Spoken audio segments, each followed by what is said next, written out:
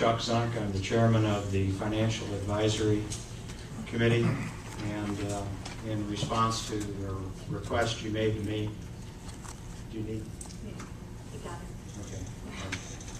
Passing notes and you caught us. Take one and pass it down. That was the instruction. Mr. Council President, you asked me to come forward and give a mid-year analysis of our financial performance, and that's what I'm here to do tonight. As you can see, the topic is a mouthful. Analysis of results and opportunities for improvement. And it's also got a bunch of stuff down there about fiscal years. Let me just give you a brief synopsis of what we're here to talk about tonight. First of all, for those of you who are not familiar, the city runs on what's called the fiscal year. It doesn't run on a calendar year. So for the city, the fiscal year, meaning its financial year, starts on October the 1st. It's already started back in October of 2009. So by the time we get to the end of March, which we just went through a few weeks ago, that's already a half a year. So we have a full half year of performance, and you all have received by now financial statements from Rose, and in fact at the meeting last session there was a brief presentation by the mayor on some of those results.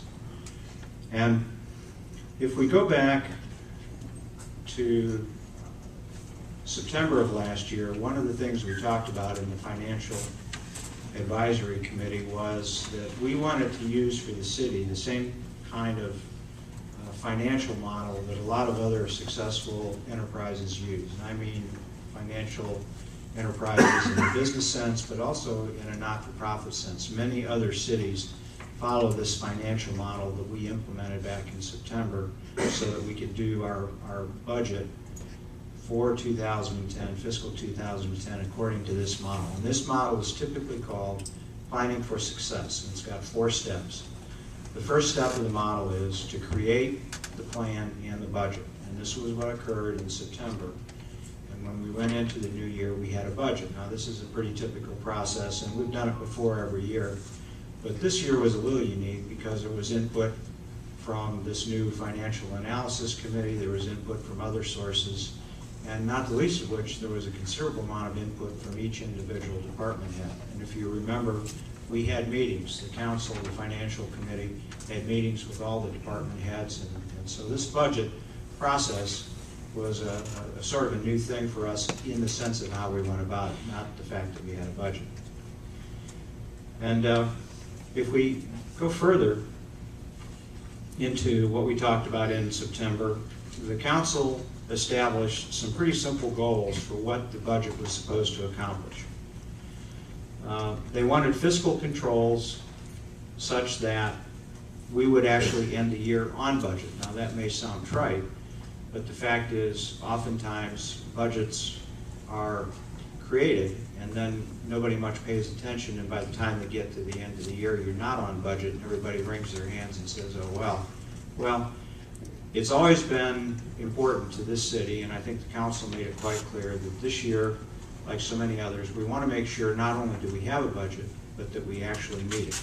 We don't want to modify it halfway and say, well, since we're not going to meet the budget by $1 million, we'll modify the budget, and then we'll meet that modified budget. What we want to do is we want to meet the budget.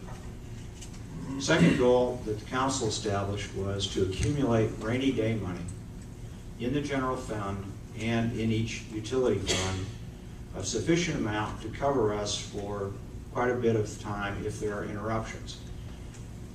Interruptions in the obvious sense, like, geez, what if we have another hurricane and for whatever reason we don't have revenue for a couple of months? We need to have money for that.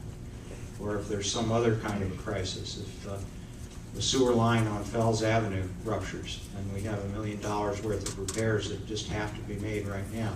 We don't want to have to go hand in hand to the banks and rely on their goodwill. And it's good to have this money. It was a council mandate to do this. Another basic goal of the budget was that each department should have enough capital so that they could do basic maintenance and critical improvement projects. Just to name a few, for example, we identified in the police department that one of the priority projects was to implement a computer-aided dispatch system. I think Fairhope, if memory serves, is one of few, if any, in Baldwin County that still doesn't have a computer-aided dispatch system. That was one of the goals for this year's budget. Another one, for example, when we talk about basic capital needs, was the fire department requesting $40,000 or $50,000, whatever it was, for a training center that they so desperately needed for their people. So those are the kinds of things that were goals for the budget. And then, final goal for the budget was that there would be sufficient profits in the utility funds to reduce transfers to 63% this year and still accumulate enough capital reserves to fund debt repayment, infrastructure improvements, and funds for major future projects. The first one's obvious. We have to make enough money to pay back our debts.